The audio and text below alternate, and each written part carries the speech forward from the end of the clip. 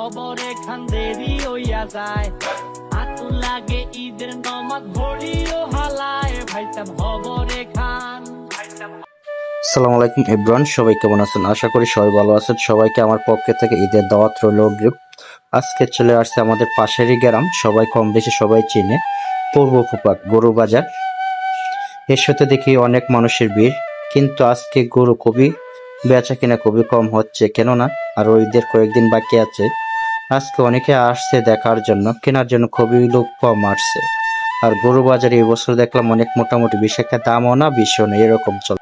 আগে ঈদ আসলে আমাদের ছোট বড় সবার মাঝে অনেক রকম একটা আনন্দ থাকতো, এখন এই আনন্দটা আর কেউ খুঁজে পায় না, কেন যেন হারিয়ে গেছে। কোরবানি ঈদ আসার 1 মাস আগের থেকে অনেক আনন্দ লাগতো, কিন্তু এই আনন্দটা কোথায় যেন হারিয়ে গেছে। যাই হোক, আমিও নিজে এসেছি গরু কেনার জন্য, কিন্তু ঘুরে ঘুরে দেখতেছি কোনটা কেনা যায়। দেখা যাক আল্লাহ তাআলা কোনটা রিজিকে রাখছে।